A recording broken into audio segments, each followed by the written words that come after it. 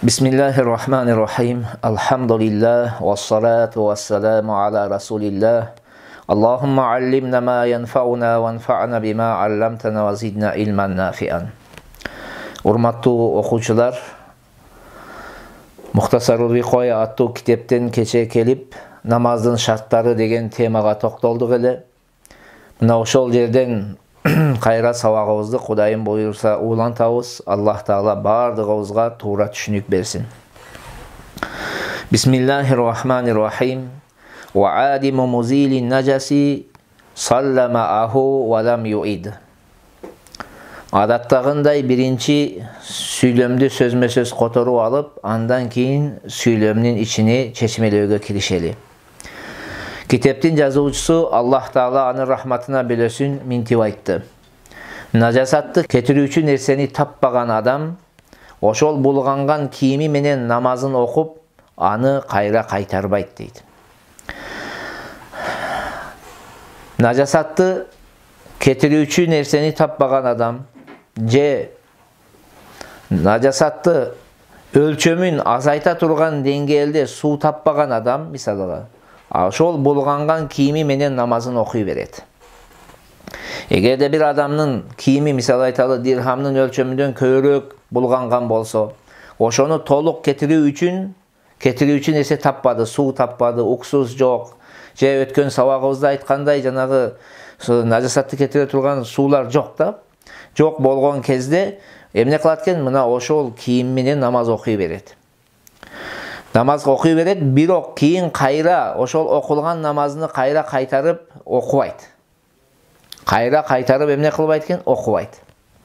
Сен кийимиң булганган эле, сен кийимиң najasat эле, сен намазың дурус болбоду деген сөз болбойт. Ошол бирок бул жерде токтоло турган нерсе, суунун жоктугу эки түрү болот. Биринчиси, чындап эле суу жок. Чындап эле суу жок дегени жанагы таяммум темасында айттык. Суу 2 чакырымга жакын, 1 километр 855 метрдин аралыктай алыс боло турган болсо, bunday учурда суу чындап жок болуп эсептелет. Экинчиси, суу бар, бирок чаңкап калуунун коркунучу бар. Чөлдө кетип баратат, кийими булганды. Эгерде сууну колдонсо, чаңкап калуунун неси бар, коркунучу бар. Мына ушул сүрөттө дагы, ушундай кезде дагы суу шарият жагынан суу жок катарында болуп эсептелет. Сууду иче бересиз да, жанагы булганган кийимиңиз менен намазыңызды окуй берсеңиз болот. Валам яжуз ариyan ва руб'у саубихи tahirun ва фи акалла минху ал-афдалу мааху. Кийимдин 4/1 бөлүгү таза болуп турган кезде жылаңач абалда намаз окууга болбойт. Андан азыраак жери таза болуп турган кезде мына ошол кийим менен окуу жакшыраак дейт. Бул жерде китептин жазуучусу Аллах Таала анын рахматына бөлөсүн. Эки маселени айтып жатат. Биринчи маселе, эгерде кишинин кийиминин 4/1 бөлүгү эмне болду? Таза калды. Калган айталы 80 сантиметрдик шымынын мына ошол 20 сантиметри гана таза, 60 сантиметр кийим булганган. Мына ушундай учурда суу жок, жууганга таза кийим жок, эч бир мүмкүнчүлүк жок кезде эмне кылат? Мына ошол булганган кийими менен намаз окуу милдет болот. 20 сантиметри гана таза кийим. 80 сантиметрлик кийиминин 20 сантиметри гана таза болсо, мына ошол булганган кийими менен намаз окуу моюнна милдет. Эми мен кийимим булганган деп туруп, кийимди чечип салып, жылаңач абалда намаз окуса жарабайт. Бул биринчи маселе. Экинчи маселе, эгерде кийимдин 4/1 бөлүгүнө андан да көбүрөөк жери булганган болсо, таза аз өлчөмү таза болсо, мисалга айталы 80 сантиметрлик кийимдин 10 сантиметри гана таза, калган бүт булганып калган. Бул учурда эки абалдын бирини тандап намаз окуса болот. Каласа эмне кылат? Жылаңач абалда намаз окуйт. Жылаңач абалда кантип намаз окуу тууралуу төмөндө келет. Каласа ошол кийим менен окуйт. Мына ушул сүрөттө дагы кийими менен окуу жакшыраак. Кийими менен окуу жылаңач абалда намаз окуганга караганда эмне болот экен? Жакшыраак болот. Ва адиму сауби яжузу салатуху qa'iman ва тундабу qa'idan mu'miyan. Avratты жабуу үчүн кийим таппаган адам тик турган абалда намаз окуса болот. Бирок олтуруп ишарат менен окуусу мустахаб болот. Китептин жазуучусу бул сүйлөмдө эмне тууралуу сөз кылып жатат? Карасаңыздар, адиму сауп, кийим таппаган адам дейт. Бул жерде мен жокоруда эмне деп котордум? Авратты жаба турган нерсе таппаган адам деп котордум. Ошондуктан бул жердеги кийим дегенден максат тек гана кийим эмес. Авратты жабуу үчүн кандай нерсе табылса, ошол бул жерде кийим болуп эсептелет. Мисалга чөп менен же ылай менен ошол аврат мүчөлөрүнү ылайды шубап салса, шубап салууга же чөп менен жабууга мүмкүнчүлүгү бар болсо, анда ал киши жылаңач абалда намаз окуса жарабайт.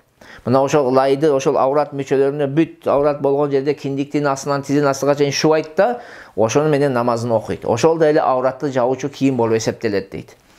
Же болсом чөптү жанагы токуп алып, неметип алууга мүмкүнчүлүгү болсо, ошону токуп алып туруп намаз окуш керек болот. Бул жердеги эми максат эмне? Ылай дагы жок, чөп дагы жок, чыныгы кийим дагы жок болсо, ана ошол намаз окуган адамга эки абалдын бирини тандап намаз окуса боло берет.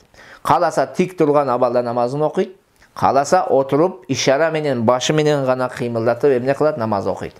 Кимисин аткарса боло берет, бирок экинчи ыкма отуруп алып ишара менен намаз окугандыгы тик турган абалда намаз окуганга караганда жакшыраак болот. Ошондуктан эгерде ушундай кийимибиз жок кезде, кокусу ушундай бир чөлдө калдыкпы эме, бул адам баласына эчтеке болбойт. Кокусу бир чөлдө калып калдыңыз, такыр кийимиңиз жок болсо, эмнекен отуруп алып намаз окугандыгыңыз жакшыраак болот, сооптуураак болот. Бирок ошол отурган кезде кантип отуруш керек? Кандай отуруш керек десе, бул тууралуу аалымдарыбыз эки көз караш айтышкан. Биринчи көз караш боюнча ташаххудта отурган сыяктуу отурат дейт. Тактап айтканда сол бутун жаткырып, оң бутуну мындай тик коюп туруп, эмне кылат? Отуруп намазын окуйт дейт. Ал эми экинчи пикир боюнча буттарын ушундай кыбла таманга сунуп отурат да, колуну мындай аврат мүчөсүнө эмне кылат? Коёт да, ошол ишара менен намаз окуйт дейт. Мына ушул экинчи ыкма менен амал кылынат. Эмне кылат экенбиз? Буттарыбызды кыбла таманга сунуп, намазыбызды окуйбуз. Мына ушул авратты жабууга кийим таппаган адамдын намазын олтуруп окуудагы маселеси кээ бир аалымдардын пикири боюнча бул күндүзгө гана тиешелүү дейт. Эгер күндүз болсо ушундай дейт, жокорудагы эреже дейт. Ал эми түндөсү болсо дейт, туруп окуйт дейт. Түндөсү туруп окуш керек дейт. Бирок башка аалымдарыбыз айтат, түнбү күнбү бул маселеде өкүмү бирдей дейт. Мына ушул экинчи пикир менен амал кылабыз. Тактап айтканда түнбү күнбү жокорудагы ыкманы колдонуп эмне кылабыз? Окуйбуз. Ва киблату хаифил истикбали жихату кудратихи. Кыблага жүздөнүүдөн корккон адамдын кыбласы алы жеткен тарабы, кудурети жеткен тарабы дейт. Душман бар болгондуктан, же жапайы жырткыч айван бар болгондуктан, же деңизде айталы бир жыгаштын үстүндө болуп чөгүп кетүүнүн коркунучу болгон кезде намазыны ошол кудурети жеткен тарапка карап окуса дурус болот. Ошол кудурети жеткен тарап аны үчүн кыбла болуп эсептелет. Ошондой эле кыблага жүздөнүүгө күчү жетпеген оорулуу адам, аны кыблага бурганга адам жок, же больницаларда, мисалга ооруканада мүмкүнчүлүк жок андайга, же жер аябай ылай болгондуктан улоодун үстүгө, аттын үстүндө намаз окуйт, жерге түшүүгө мүмкүнчүлүгү жок, кыблага жүздөнө албайт. Мына ушундай учурларда кудурети жеткен тарапка карап намаз окуса, намазы не болот? Дурус болот. Мындай адамдар үчүн кыбла эмнекен? Күчү жеткен тарабы, алы жеткен тарабы кыбла болуп эсептелет. Ва ин удима ма я'ламу тахарра. Эгер намаз окуучу адам кыбланы билүүчү адамды таппаса, анда оюнун көпчүлүк бөлүгүнү алып, кайсыл тарапка жүрөгү токтосо, ошол тарапты кыблатып, ошол тарапты көздөп намаз окуйт дейт. Кыскасы бир чет өлкөгө бардык дейли. Кыбланы билбейбиз. Кыбла кайсыл тарапта экендигин билбейбиз. Компас жок. Ошондой бир абалга кабылдык. Кыбланы билген адам да жок, компас дагы жок, мечит дагы жок. Эгер мечит болсо, мисалга мечитке кирсеңиз, михраб бар, михраб тарап уже кыбла экендигини аламаты болот, белгиси болот. Такыр не жок? Белгиси жок. Эч нерсени билбейбиз. Мына ушундай кезде адам кандай намаз окуш керек десе, анда оюнун көпчүлүк бөлүгүн алат. Ою кайсыл жакта көңүлү токтоп, мына ушул тарап кыбла дей турган болсо, ал киши үчүн ошол тарап кыбла болуп эсептелет. Ошол тарапка күзүдөнүп эмне кылат? Намазын окуйт. Хош. Валам юид мухтиун бал мусибун лам ятахарра. Оюнун көпчүлүк бөлүгүн алып, жүрөгү көңүлү токтогон тарапты алып намаз окугандан кийин ката экендиги билинген адам намазын кайра башынан окубайт дейт. Тескерисинче, оюнун көпчүлүк бөлүгүнү албай эле, кыбланы издебей эле ою менен, боло берет да дегендей ой менен намаз окуган адам кыбланы туура тапса да намазын кайра баштан кайтарып окуйт дейт. Бирок бул сүйлөнүн түшүндүрмөсү кичине башкачараак болот. Эми караңыздар. Bir kişi kıblanın kaysil tarafta ekendigin bilbeyt. Oyunun köpçülük bölügünde albay ele bir tarafta karab özünçe namaz okudu. Emi uşul kişi eki abalda olur. Birincisi eğer kıbla kata ekendigi namazın içinde bilinse bu namazı durus bolboyt, namazını toktatuş gerek de kayra okuş gerek bolot. İkincisi eğer namaz oku bütkönden keyin kıblanın tuğra tapkandığı bilinse anda namazı durus bolot deydi. Taqtab aytkanda namazın kayra baştan kaytarıp ne kılbayt? Okubayt. Wa in tahawwala ra'yuhu musalliyan istadara. Eğer de oyunun köpçülük bölügünü alıp bir tarafta karab namaz okup jatıp keyin oyu başka tarafka burulsa, mına oşol tarafka oşol жерден burulat da namazın uğlantıp okup kete veret. Misalga men mına oşol tarafta oyunun köpçülük boyunca kıbla dep başladım namazda. Keyin namazın içinde menin oyum özgördü. Jok, kıbla aytalı oң tarafta dedim. Oşol жерден oң tarafta karab namazımda emne kılam? Ulantıp kete verem. Kayra baştan okuştun kajeti jok. ولا يضر جهله جهة إمامه إذا علم أنه ليس خلفه بل تقدمه أو علم مخالفته. İmamga uyugan kişinin imamının karşı tarafta ekendigin bilbegeninin ziyanı jok. Eğer imamını artında emes dep bilse. Birok imamdan aldın turgan bolso, je imamının kaysı tarafta karagandığın bilip turup aga karşılık kılsa anda ziyanı var deydi. Ziyanı var degenden maksat namazı durus bolboyt degen söz. Kıskası bir karangı tündü, öttü karangı. Közünüzge saysanız bilim körünbek de, şunçalık karangı. Emi şunday dep elesteteli bir mesele de, bu şunday bolup kalsa da bir toğ adam cemaat menen namaz okudu. Mına uşul jerde kıblandagın bilişpeyt. Ar biri özü bir tarapты maksat kılıp, uşul tarap kıbla dep karab okuy başladı. Mına uşul jerde imamga uyuştu. Namazları ne bolot eken? Durus bolot. Eki süretте gana namazları durus bolboyt. Birincisi, imamı kaysil tarapta karab okup jatkandığını bilip durup, bul teskeri alından başka tarapты karab alsa durus bolboyt. Ekincisi, imamdan aldın turup algan bolsa, artı imamның betine karab kalgan bolsa durus bolboyt. Eğer de imam menen betme-bet turup algan bolsa, je imamның kaptalına жүздөнүп algan bolsa, kıskası bu süretlerde bardığında emne bolot eken? Durus bolot. Eki sürette gana durus bolboyt. Biri emne dedik? İmamның kaysil tarafta eken karagandığın bilip turup karşılık kılat. Ekincisi imamdan aldın turup algan bolsa durus bolboyt. Kalgan süretler betme-bet turup alabı, je naborot teskerisince turup alabı, imam misalga çıgış jakты karasa bul batış jakты karap atkan bolabı, je tündük jakты karap atkan, tündük jakты karayбы, je түштүк jakты karayбы, aytor namazı emne bolot? Durus bola beret. ويقصد صلاته واقتداءه إن اقتدى متصلا بالتحريمات. Eğer imamga iktida kılsa namazın cana ne kılat? Namazın cana uyusun maksat kılat. Eğer de imamga uyusa emneni maksat kılat ken? Namazdı cana uyuunu. Mına oşol maksatı tahrima menen jarmaştırgan abalda bolusu gerek. Kıskası namaz okuçular 3 türge bölünöt. Birincisi жалгыз namaz okuyan adam, ikincisi imam, üçüncüsü imamga uyugan kişi. Жалгыз namaz okuvçuga eğer okuyan namazı nafıl namaz bolsa, namaz okunu niyet kıldım deb aytsa жетиштүү bolot. Al emi farz, vacip namazlar olsa, o vakittagi farzdı, je o vakittagi peşindi niyet kıldım deş gerek. Bol temende kelet. Al emi jamaatga imam bolgan adam bolsa, bul kişi dagın imamga жалгыз okugan kişi siyaktуу niyet kılat. Namaz oşol kaysil namazda okusa, oşonu niyet kılsa жетиштүү bolot. Al emi imam bolууну niyet kılaw kılbayбы тууралуу карайбыз дейт. Eğer de erkekler gana bolsa, anda imam bolууну niyet kılуу şart emes. Al emi eğer ayalдар боло турган болсо, аялдарга имам болсо, анда имам Абу Ханифа, Абу Юсуф, имам Мухаммадтардын көз карашы боюнча имамды аялдарга не болот? Аялдардын уюусу дұрыс болуу үчүн имам эмне кылыш керек? Аялдарга дагы имам болдум деп ниет кылуусу шарт болот дейт. Эми бул тууралуу дагы кийинки немелерде келет. Fasıllarda, keyinki bölümlerde kelет, ошол жерде дагы кенен токтолобуз. Анан ошол имамга уюуну төмөнкүчө ниет кылса болот да. Биринчиси, мисалы, убакыттагы фарз намазын окууну жана имамга уюуну ниет кылдым дейт.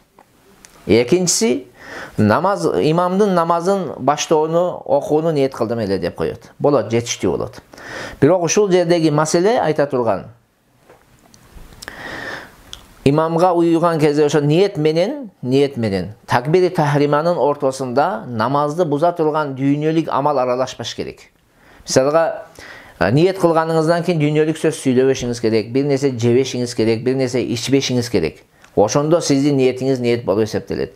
Эгерде ниет кылганыңыздан кийин дүйнөлүк сөз сүйлөсөңүз, анда дароо эле ошондон кийин дүйнөлүк сөз сүйлөбөй эле Аллаху акбар десеңиз, ниетиңиз ниет болбой калды. Ал намазыңыз дұрыс болбой калат. Кайра башыдан эмне кылышыңыздар керек? Кайра башыдан ниет кылып, андан кийин уюшуңуздар керек болуп калат. Ва ма'ал лафзи афдалу. Мына ушул ниетти тил менен айтуу дагы да жакшыраак болот дейт. Жүрөк менен ниет кылуу шарт. Ниет деген сөз жүрөктүн иши. Жүрөк менен кылышыбыз керек. Ал эми ошол жүрөктөгү ниетин тил менен айтуу дагы жакшыраак болот. Бирок экөөбү карама каршы болгон кезде жүрөктөгү нерсе эске алынат. Мисалга, жүрөгүндө пешин намазыны окууну ниет кылды. Эми бул пешин намазынын убакыты, пешин намазыны окууну жүрөктө ниет кылды, бирок тилинде асыр деп атап алды. Намазы дурус боло берет. Негизги ниет эмне экен? Жүрөктөгү нерсе. Ва якфи ли гайрил фарди вал важиби нияту мутлакис салати. Фарз жана важип намаздардан башкасында намаз окууну ниет кылуу жетиштүү болот дейт. Бөлүп айталы, нафыл намаздарда, мисалга ишрок намазында, куптан намазынан мурунку 4 рекетте, куптан намаздан кийинки 4 рекетте, асыр намазынын астындагы 4 рекетте, шам намазынан кийин 6 рекет ауабин намаздарда ниет кылдым намаз окууну десе жетиштүү болот. Ушул жетет.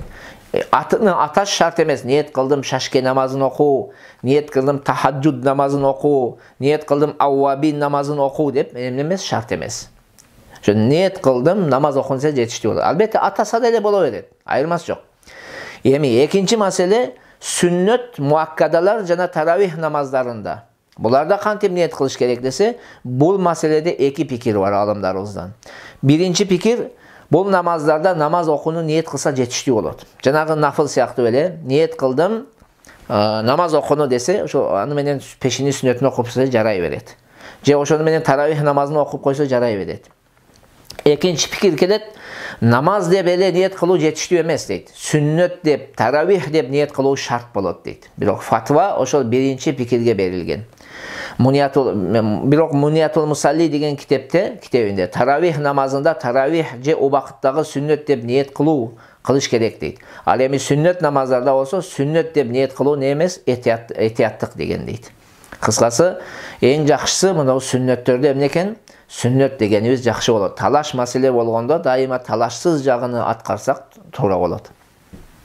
Ошондуктан сүннөттөрдө албетте фатва биринчи пикирге берилген. Намаз окуйм десең эле жетиштүү болот. Бирок сүннөт деп ниет кылгандыгыбыз бул этияттуулук болот.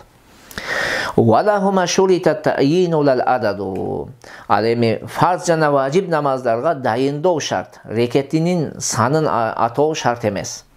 Ниет кылдым 4 рекет же 2 рекет фарз намаз деген шарт эмес. Фарз менен важип намаздарда рекеттердин санын атоо шарт эмес. Бир адам атаса деле боло берет. Бул күнөө эмес, атап койсоңуз күнөө эмес, бирок атабасаңыз деле боло берет.